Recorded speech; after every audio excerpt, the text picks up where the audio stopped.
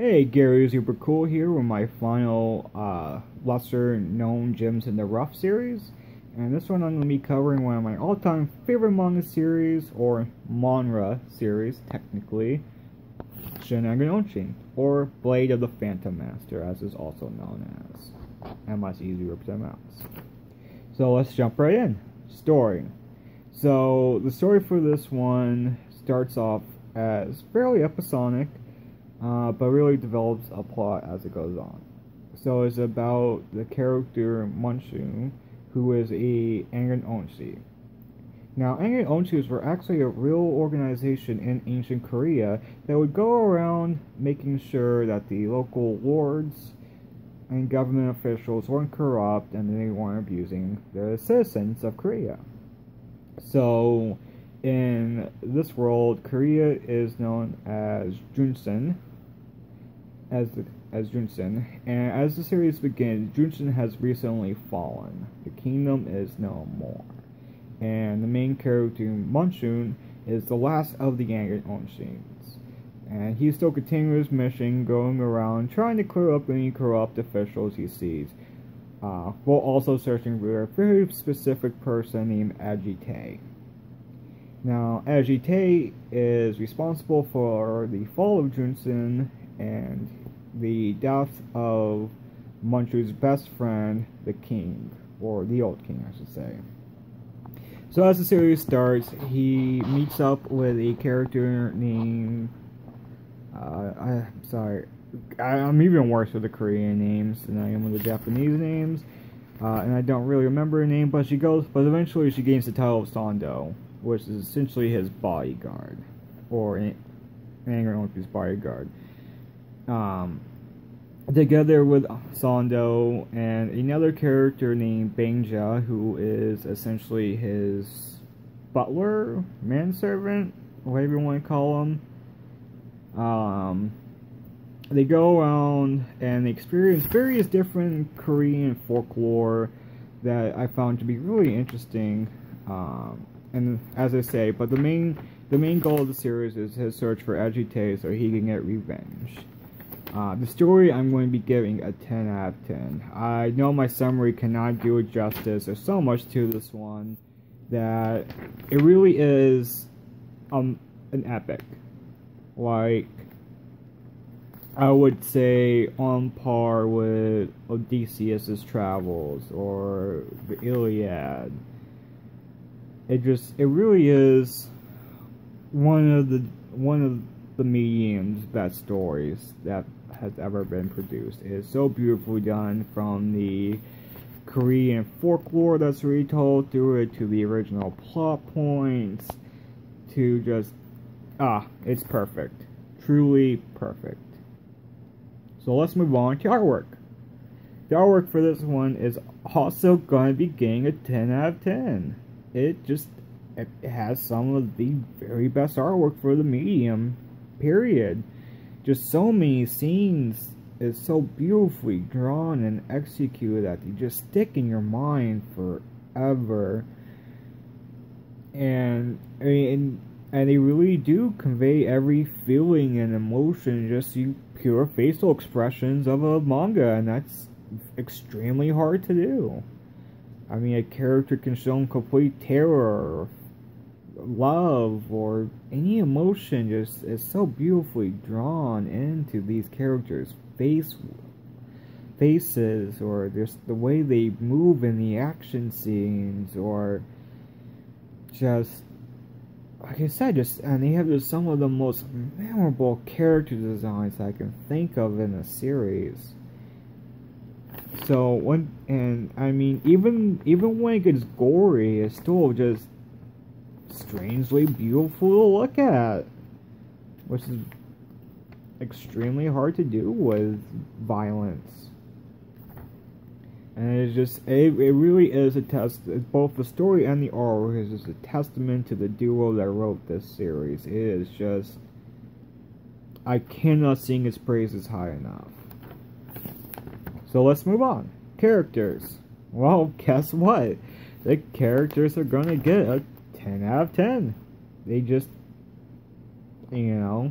normally there's at least 1 or 2 weak points in the series, and there isn't one here. All the characters are memorable, well likable. Well, maybe not well likable, but definitely memorable. And they're all complex. They all have their own individual and well-developed backstories and personality traits, and they all actually experience good character growth throughout the series. They each change with it, which is so hard to do, because a lot of times, a main character might experience some growth, but the side characters stay two-dimensional or just don't change, and that's not the case for this one.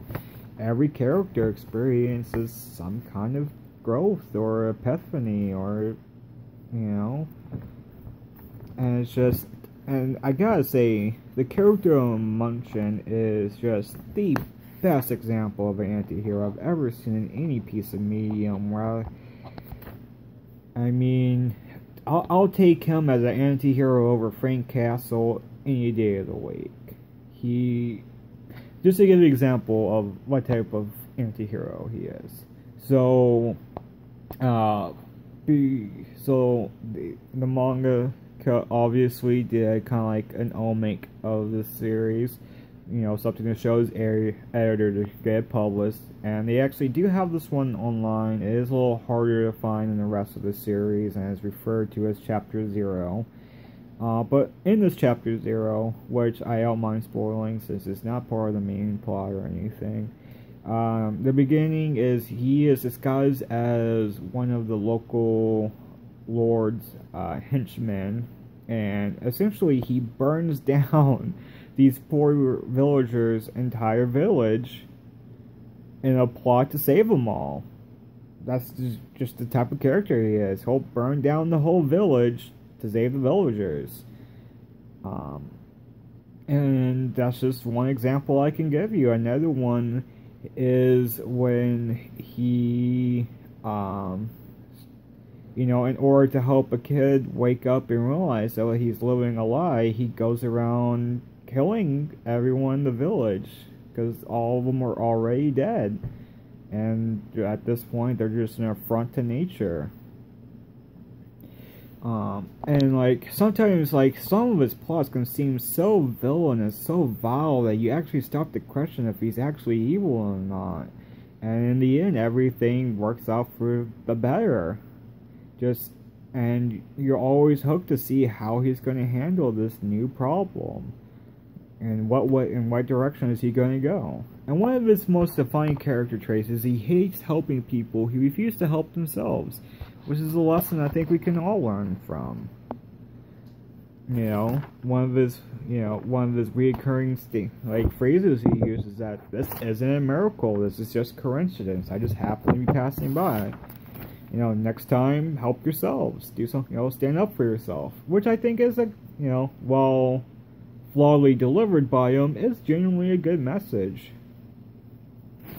So, and that's just Moonstone. Like I said, Sando is her own character with her own interesting background and complex personality, and even she grows. Benja, who is the comedic relief of the series, even he has an interesting backstory and experiences a little bit of growth throughout the series. Not as much as the other two, but at least a little bit. And and the villain of Agite is just so perfect. He's just the right amount of being terrifyingly powerful and connivingly smart. He just is truly a perfect villain for the series. So overall, as you can probably guess by now, this series is gonna get a extremely rare 10 out of 10. I truly believe it is an epic masterpiece of the medium that every fan of manga should read at least once, even if it's just one chapter. It's just so beautifully executed, done from start to finish. It leaves you hanging on the edge of your seat the entire time. And I really cannot praise this one enough. I am just completely dumbfounded by the fact that this has not gotten more love than it has from the mainstream audience. Because it truly is one of the most epic, satisfying series you will ever read. I cannot praise it more than that. And I'm going to end it on that. You guys have a good one.